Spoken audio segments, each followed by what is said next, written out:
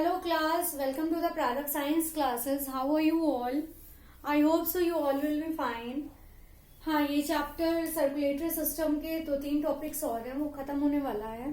जैसे इसके बाद हमारा लिम्फ और लिम्फेटिक ऑर्गन्स बाकी हैं. इसमें स्प्लीन भी हमारा लिम्फेटिक ऑर्गन में आता है. ठीक है, एक ही 2 टॉपिक और ही है, चैप्टर ऑलमोस्ट फिनिश होने वाला है. तो हम बात करते हैं अपने एपीजे अब्दुल कलाम के मोटिवेशनल टॉक्स की, जो उन्होंने इतने मोटिवेशनल दिए. उनकी आपने बुक भी, नॉवेल भी पढ़ी होगी, आई होप सो. बहुत अच्छी नॉवेल है, मैंने पढ़ी है. उनका एक थॉट है, बहुत अच्छा है. Dream dream dream. ड्रीम जो है सपने, सपने और सिर्फ सपने. Dreams transform into thoughts. Dream हमारे किस में बदल जाते हैं? हमारी सोच में बदल जाते हैं, है ना. हमारी सोच में बस जाते हैं.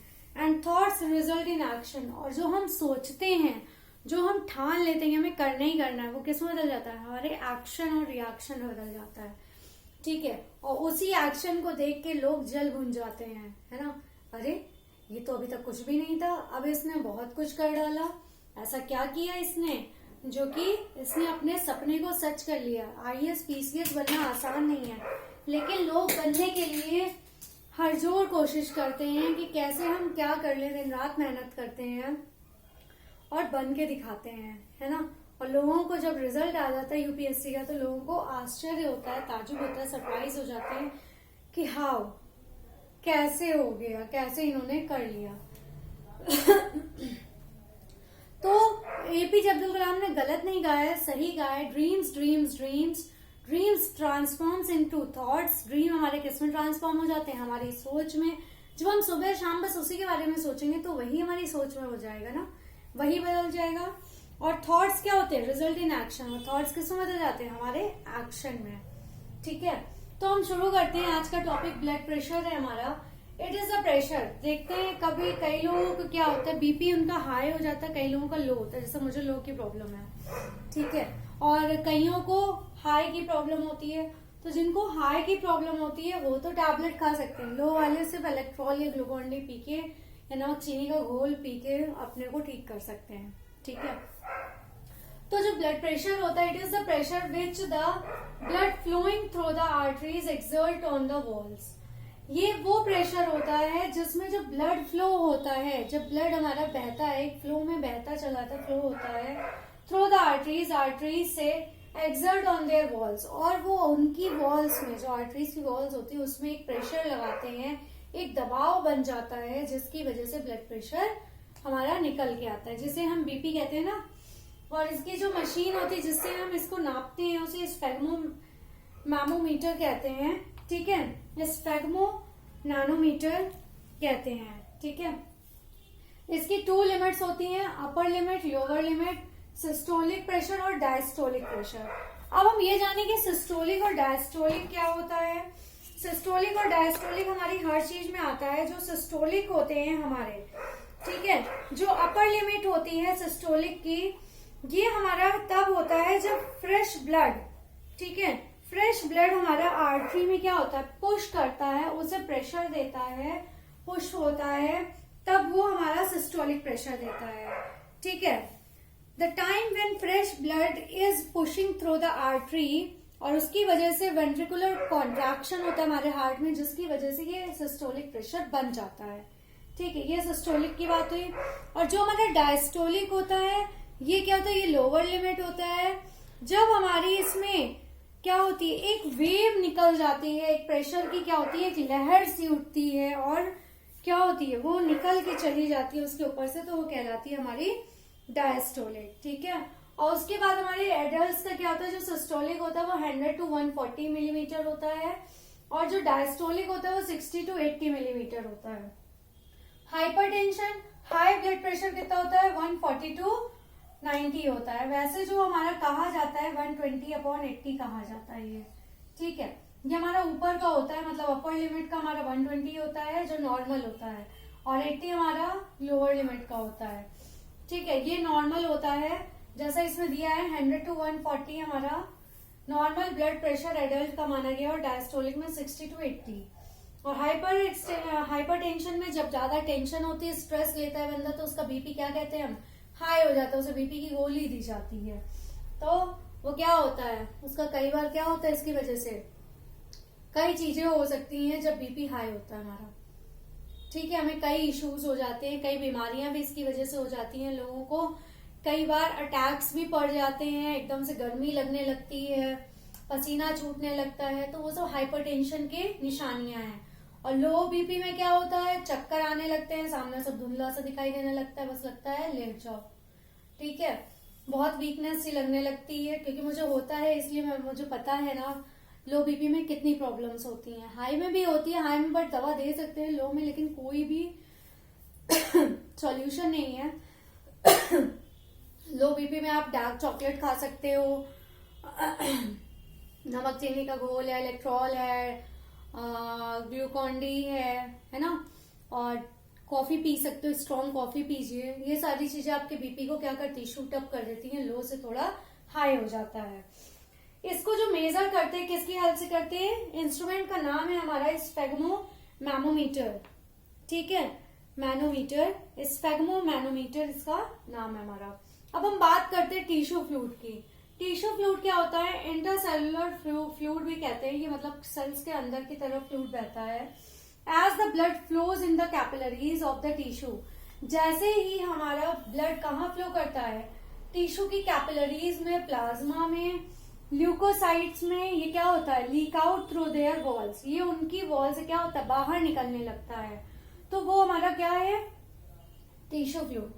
एज द ब्लड फ्लोज, जैसे ही ब्लड हमारा फ्लो होता है कैपिलरीज, टिश्यू की कैपिलरीज से, द प्लाज्मा, प्लाज्मा से, एंड द ल्यूकोसाइट, और ल्यूकोसाइट से, leak out through their wall, वो क्या करते हैं, उनके वॉल से लीक आउट होने लगता है। This fluid bathes the cells and is called the tissue fluid. ये फ्लूइड क्या करता है, सेल्स को नहला देता है, क्योंकि लीक आउट हो जाता है, इससे फ्लूइड बाहर आने लगता है, तो वो एकदम उसको क्या करता है, उसी से वो भीग जाता है, पूरी तरह से तरबतर हो जाता है, जिसको हम कहते हैं tissue fluid. From this fluid the cells absorb oxygen, इस फ्लूइड की हेल्प से सेल्स क्या करती है, ऑक्सीजन एब्जॉर्ब करती हैं, and other required substance, and in turn give out CO2। और दूसरी रिक्वायरमेंट में क्या होता है, इसमें इसके बदले ये CO2 क्या करता है, बाहर निकालता है, and other waste back into it, और जो दूसरे वेस्ट होते हैं वापस इसी में चले जाते हैं। बस इतना सा हमारा टिश्यू फ्लूइड है, ऐसा इसमें और कुछ नहीं है टिश्यू फ्लूइड में। ठीक है, बस इतना ही है कि जो हमारी कैपिलरीज एंड सेल्स हैं सब इसी में ही डूबी होती हैं, एक तरह से ही समझ लीजिए। अब हम बात करते हैं लिम्फेटिक ऑर्गन की, स्प्लीन की। ठीक है, it is a large lymphatic organ, ये एक हमारा बड़ा सा लिम्फेटिक ऑर्गन है। ठीक, बड़ा लिम्फेटिक ऑर्गन होता है, about the size of the clenched fist, ये लगभग बंद मुट्ठी के बराबर ही इसका साइज होता है। इसकी तरह दिखता नहीं है, ऐसा मेरा हार्ट दिखता है, लेकिन जो इसका साइज होता है वो बंद मुट्ठी के बराबर ही होता है। ठीक है, जितना बड़ा हाथ उतनी बड़ी मुट्ठी। हाँ, ठीक है, तो ये बंद मुट्ठी के साइज का होता है हमारा, क्लेंस मतलब हो गया बंद मुट्ठी।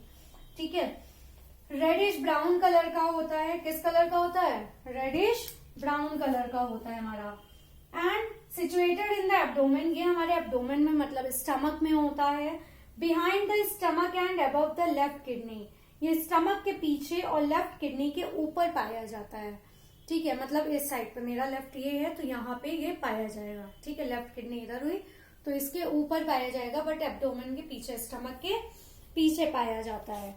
ठीक है, इसके फंक्शंस भी बहुत नॉर्मल से होते हैं, लेकिन इसका रोल बहुत हमारे लिए अहमियत रखता है। ठीक है, सारे ऑर्गन्स अपने में क्या हैं, एक अपनी स्पेस रखते हैं, एक्ट लाइक अ ब्लड रिजर्वायर।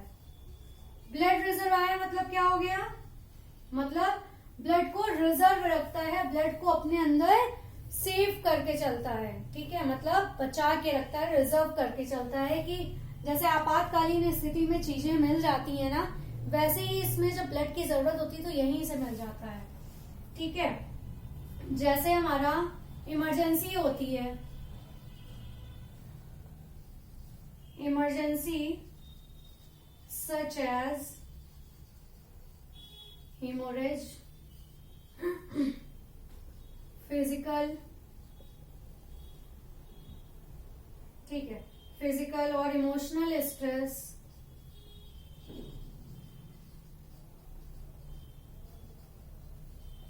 और इन CO कार्बन मोनोऑक्साइड पॉइजनिंग की स्थिति में द स्प्लीन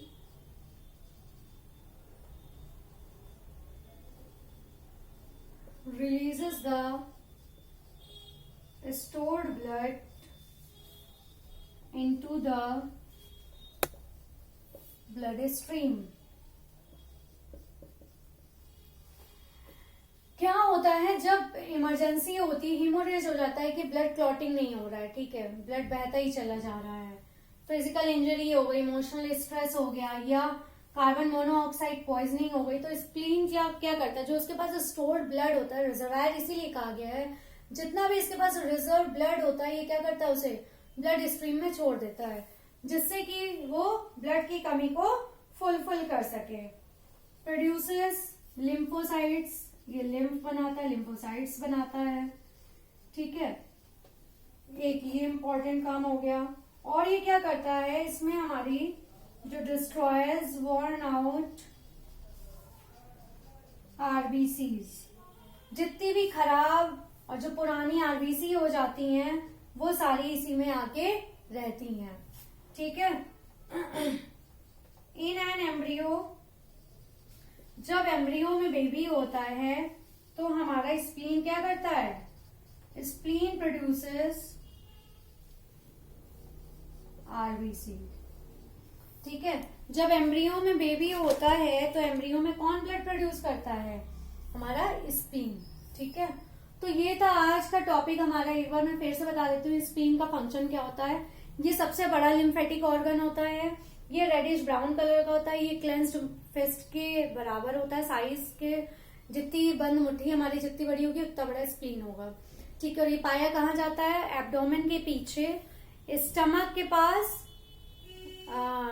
एब्डोमेन में पाया जाता है, स्टमक के पीछे और above the left kidney, behind the stomach and above the left kidney, ठीक है, ऐसे समझ लीजिए। इसका फंक्शन क्या होता है, ये रिजर्वायर की तरह काम करता है, ब्लड को अपने अंदर रिजर्व करके रखता है। दूसरा, emergency such as hemorrhage, emergency जब जैसे ब्लड बहता चला जा रहा है, रुक ही नहीं रहा है। फिजिकल इमोशनल स्ट्रेस हो गया, जब CO पॉइजनिंग हो जाती है कार्बन मोनोऑक्साइड की, तो स्प्लीन क्या करता है, जितना उसके अंदर ब्लड होता है वो पूरा अपना फ्लो कर देता है, निकाल देता है, ब्लड स्ट्रीम में मिला देता है कि जाओ सबकी सेफ्टी करो, बचाओ उन्हें। लिम्फोसाइट्स प्रोड्यूस करते हैं, डिस्ट्रॉयज वॉर्न आउट आरबीसी, ये क्या करते हैं, आरबीसी को, जितनी भी पुरानी खराब डिस्ट्रॉयड डेड आरबीसी हैं सबको अपने अंदर रखती है। और एम्ब्रियो में जब बेबी होता है, एम्ब्रियो में हमारा आरबीसी कौन प्रोड्यूस करता है, स्प्लीन करता है, ठीक है। आज के लिए बस इतना। इसके बाद लिम्फ और लिम्फेटिक ऑर्गन्स और हिपैटिक पोर्टल, ये 3 चीजें मुझे बतानी है, बस उसके बाद ये चैप्टर फिनिश हो जाएगा। हाँ, आपका डिफरेंस भी बाकी अभी आर्टरी और वेन का, ये 3-4 है, ये मैं चैप्टर 1 तो क्लास में पूरी फिनिश कर लूंगी, ठीक है। Please like share and subscribe my channel. Thank you, take care class.